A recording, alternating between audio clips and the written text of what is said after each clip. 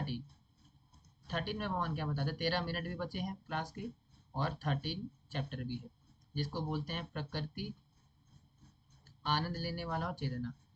आनंद लेने वाला नहीं होगा, ये पुरुष होगा, ये इसने कन्वर्ट करके ऐसे दे दिया है। तो प्रकृति, पुरुष और चेतना।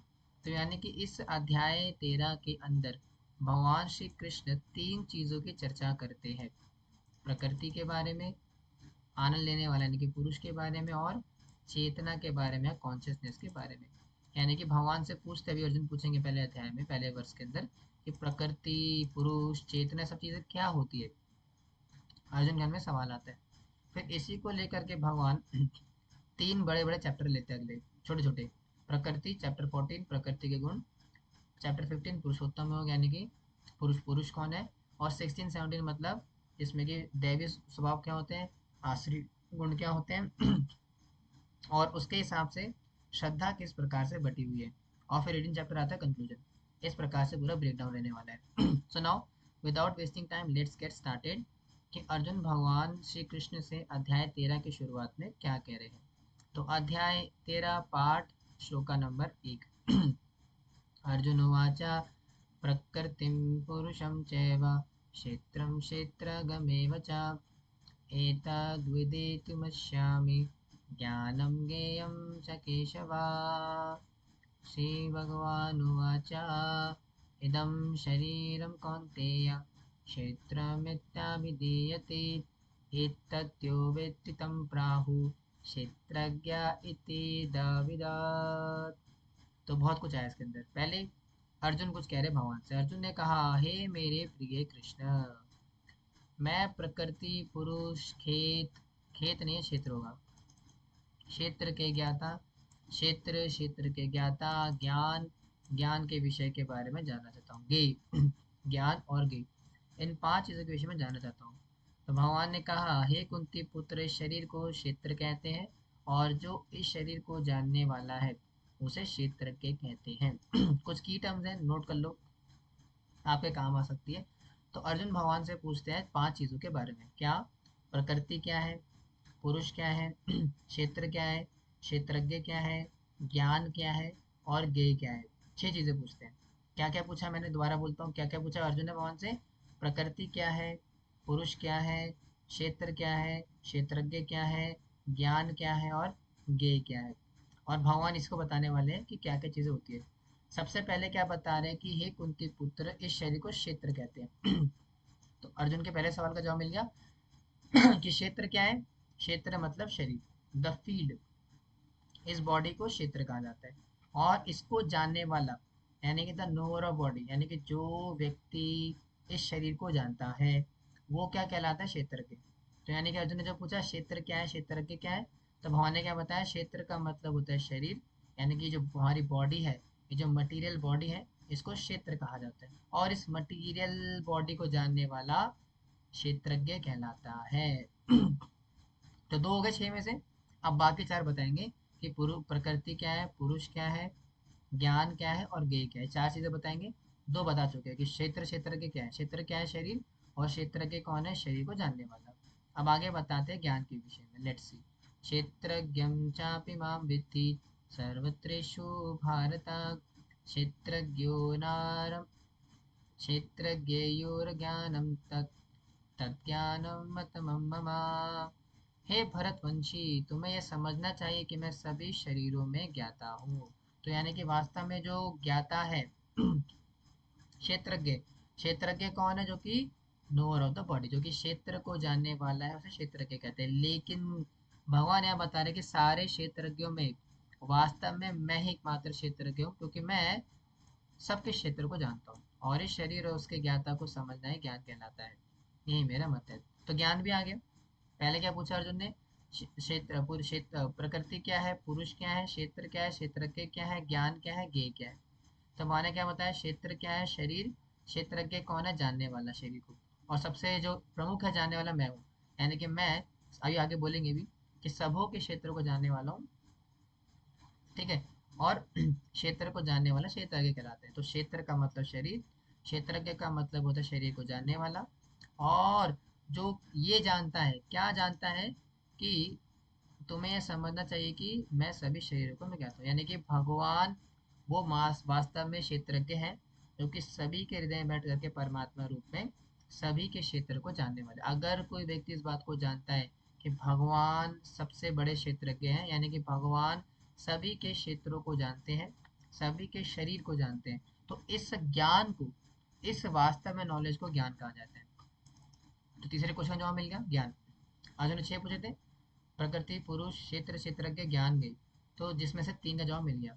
कि क्षेत्र, क्षेत्रज्ञ, ज्ञान। क्षेत्र क्या होता है? शरीर। क्षेत्रज्ञ क्या होता है? शरीर को, यानी कि क्षेत्र को जानने वाला। और ज्ञान क्या है? ज्ञान ये है कि जो इस बात को जान जाता है कि वास्तव में भगवान ही वास्तविक क्षेत्रज्ञ है, सभी के क्षेत्र को जानने वाले हैं। अगर कोई व्यक्ति इस बात को समझ जाता है, जान जाता है, तो इस वास्तव में इसको ज्ञान कहा जाता है। अब बचे 3 सवालों के जवाब भगवान आगे बताते हैं। क्या कहते हैं?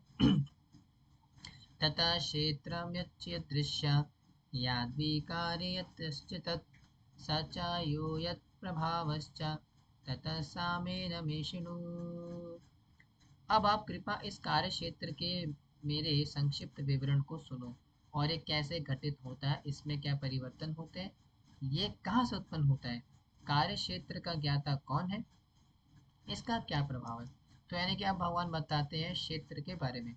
कार्य क्षेत्र क्या है? यहाँ पे कार्य क्षेत्र का मतलब है क्षेत्र, यानी कि जब क्षेत्र के माध्यम से, इस बॉडी के माध्यम से जब कोई कर्म किया जाता है, तो ये कार्य क्षेत्र भी कहा जाता है। तो दो नाम है इसके, क्षेत्र का मतलब क्या? बॉडी। और जब इसी बॉडी का इस्तेमाल करके व्यक्ति कार्य करता है, कर्म करता है, तो ये जो क्षेत्र है, ये कार्य क्षेत्र बन जाता है। तो वही भगवान बता रहे हैं कि मुझसे अब सुनो, विस्तार में सुनो अर्जुन, संक्षिप्त में सुनो। क्या? क्या सुनो? कि जो कार्य क्षेत्र है किस प्रकार से घटित होता है, कैसे परिवर्तित होता है, कैसे उत्पन्न होता है, ये सारी बातें मैं तुमको बताने वाला हूँ आने वाले वर्सेस के अंदर। कि क्षेत्र कैसे बनता है, क्षेत्र में क्या क्या परिवर्तन आते हैं, कार्य क्षेत्र किस प्रकार से वो बनता है क्षेत्र, है ना। ये सारी बातें भगवान आगे बता रहे हैं। क्या कह रहे हैं? ऋषि भी बहुधा गीतम छंदोभिर्विविध छन्दोभिर्विधि विविधैः पृथक्करन् ब्रह्मसूत्रपदेशैव कल्याणविधिर्विनिश्चयेत्। तो कह रहे हैं कर्मों के क्षेत्र और कर्मों के ज्ञाता के उस ज्ञान का वर्णन विभिन्न ऋषियों ने विभिन्न वैतरिक ग्रंथों में किया है। और यही जो वास्तविक ज्ञान है, क्या? कि कर्म क्या है, कर्म क्षेत्र क्या है, क्षेत्र क्षेत्रज्ञ किस प्रकार से बनता है, परिवर्तित होता है, सारा जो ज्ञान है बड़े बड़े ऋषियों ने क्या करा है, अनेक अनेक ग्रंथों के अंदर लिखा है पहले से। तो यानी कि मैं जो बताने वाला हूँ वो कोई नई चीज नहीं है, they are already mention in the scriptures. इसलिए कह रहे हैं विशेष रूप से वेदांत सूत्र के कारण और परिणाम के सभी तर्कों के साथ इसे प्रस्तुत किया गया है। और साथ ही साथ जो जितने भी ऋषिगण हैं, उन्होंने ऐसे ही मुंह उठा करके नहीं लिख दिया, सारे प्रमाणों के साथ, सारे तर्कों के साथ, सारे वैदिक शास्त्र वेदांत सूत्र के परिणाम परिमाण के साथ, परिमाण के साथ क्या करा है, इन सारी बातों को लिखा है, जिसको कि हम आगे समझने वाले हैं। और क्या समझने वाले हैं? महाभूतन्यकारो बुद्धिरव्यक्तमेव च इन्द्रियाणादशंचं च पञ्चचान्द्रियगोचरात् इच्छा द्वेष सुखं दुःखं सङ्घातश्चेतनाधृति एतत् क्षेत्रं समासेन सविकारमधुहारितम्। तो कह रहे हैं 5 प्रमुख तत्व, यानी कि कैसे बनता है पूरा कार्य क्षेत्र। उसमें पहले 5 तत्व होते हैं। कौन कौन से? झूठा अहंकार, यानी कि फॉल्स ईगो, बुद्धि, अव्यक्त आत्मा, यानी कि हमारा आत्मा का स्वभाव, 10 इंद्रियां, जिसमें कि मन, 5 इंद्रियां, 5 इंद्रिय विषय, इच्छा, घृणा, सुख, दुख, समुच्चय, जीवन के लक्षण और विश्वास। इन सभी के वो संक्षेप में कर्मों का क्षेत्र और इसकी अंतः क्रिया माना जाता है। तो भगवान ने क्या करा, एक ही वर्ष के अंदर सब कुछ निपटा दिया। यानी कि पूरा कार्य क्षेत्र किस चीज़ का मिलकर के बना है, ये क्षेत्र क्या क्या चीज़ें परिवर्तित होती है और क्या क्या चीज़ें इसके अंतर्गत होती है। तो भगवान ने क्या बोला, 26 तत्वों के बारे में चर्चा करते हैं, 26 एलिमेंट्स। कौन कौन से? तो सबसे पहले भगवान बताते हैं पंच महाभूत, पृथ्वी जल अग्नि वायु आकाश। ये 5 चीज़ों का मिलकर के क्या बना है, क्षेत्र। तो हमारा जो क्षेत्र है, वो क्षेत्र किसका मिलकर के बना है? पृथ्वी, जल, अग्नि, वायु, आकाश, इन 5 तत्वों का मिलकर के बना है। 5 हो गया। और जैसे ही इन 5 तत्वों को मिलकर के हमारा क्षेत्र बनता है, इसको कार्यशील करने के लिए 10 प्रकार की इंद्रियां दी जाती है, 10 इंद्रियां दी जाती है, जिसमें कि 5 ज्ञान इंद्रियां होती हैं और 5 कर्म इंद्रियां होती हैं। ज्ञान इंद्रियां कौन सी हैं? 2 आंखें, एक नाक, एक जीभ, एक हाथ मतलब स्पर्श, है ना, कान, और 1 2 3 4 5, 5 हो गए। ठीक है, तो ये 5 ज्ञान इंद्रियां होती है। 5 कर्म इंद्रिया कौन सी है? हाथ, पैर, गूदा, लिंग और मुंह, बोलने वाला। तो ये 5 ज्ञान कर्म इंद्रिया, 5 ज्ञान इंद्रिया और एक हमारा मन, 11 हो गई। अब 11 5 16, तो 16 हो गए क्या? तत्व हो गए। ये 16 मिलकर के क्या हो गए? हमारा पूरा क्षेत्र बना दिया, और अंतः क्रिया इसमें डिफाइन होगी। इसके अलावा हमारा एक और शरीर होता है, जिसको बोलते हैं हमारा सूक्ष्म शरीर, जो कि हमारे भौतिक शरीर मटेरियल बॉडी के अंदर होता है, जो कि बना होता है 3 तत्वों से, मन, बुद्धि और अहंकार। किसका बना होता है? मन का, बुद्धि का और अहंकार का। Mind, intelligence and ego. और उसके साथ क्या होता है? हमारा आत्मा का स्वभाव, अव्यक्त, यानी कि the nature of the soul. ठीक है, तो मन, बुद्धि, अहंकार, नेचर ऑफ द सोल, ये 4 चीजें हो गई। तो 16 4 20। ठीक है, कितनी हो गई? सॉरी, 5 पंचामृत, 11 इंद्रिया, 11 5 16, और 16 5 21, 16 3 19, 19 हो गई, है ना? 19 तत्व हो गए। अब इसके साथ इन सारे 19 तत्वों का मिलकर के शरीर बना हुआ है, और शरीर के अंदर जितना भी कुछ क्रियाएं होती हैं, ये 19 तत्व मिलकर के बनाती भी हैं और क्रियाएं भी करते हैं। लेकिन क्रिया करने के लिए क्या चाहिए? पदार्थ चाहिए। इस संसार के अंदर कुछ ऑब्जेक्ट चाहिए। तो वो ऑब्जेक्ट को कैसे कनेक्ट करता है हमारा भौतिक शरीर, जो कि इस 19 तत्वों का मिलकर के बना है? कैसे कनेक्ट करता है?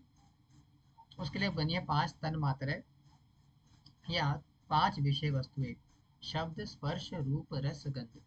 यानी कि संसार के अंदर कोई व्यक्ति इस संसार का भोग करता है, तो भोग करने के लिए 5 चीजें की जरूरत पड़ती है। शब्द, यानी कि अगर कुछ चीज कानों से भोगना है, तो क्या चाहिए उसके लिए? शब्द, वाणी, है ना, कुछ सुनना चाहिए, कुछ शब्द चाहिए, जैसे कि किसी सिंगर की आवाज। तो वो शब्द का भोग करता है कानों से, कान इंद्री है, और वो जो भोग है वो क्या है? शब्द, यानी कि शब्दों के माध्यम से भोगता है। और वो शब्द क्या बन गए हैं? ओ, तन मात्र है। ठीक है, तो शब्द को भोगेगा। फिर क्या आता है? रूप, बड़े बड़े सुंदर सुंदर पहाड़, सुंदर सुंदर स्त्रियां, इनको देखता है किससे? आंखों से। तो आंखों से भोग करता है, किसके माध्यम से? रूप के माध्यम से, रूप का भोग करता है। तो शब्द हो गया, रूप हो गया, स्पर्श, किसी स्त्री को पकड़ करके, स्त्री का शरीर पकड़ के, कि सॉफ्ट, कोमल कोमल फ्लावर, लोटस, इन सबको पकड़ करके भोग करता है उसका। तो स्पर्श से भोगता है। क्या हो गया? शब्द, रूप, स्पर्श, रूप। रूप हो गया रस, रस, स्वादिष्ट खाना खाना, राजमा चावल, रसगुल्ले, जो जो स्पर्श है, इस स्पर्श के माध्यम से भोगता है। ठीक है, और क्या है? 5वां गंध, यानी कि अच्छा सूंघना, स्मेल, फ्लावर की खुशबू, तो अच्छी अच्छी स्मेल है, इन 5 को भी भोगता है। तो यानी कि पूरी अंतः क्रिया मिलकर के क्षेत्र बनाते हैं। यानी कि क्षेत्र जब पदार्थ के साथ संपर्क में आती है, तो ये 24 तत्व उसके अंदर सम्मिलित होते हैं।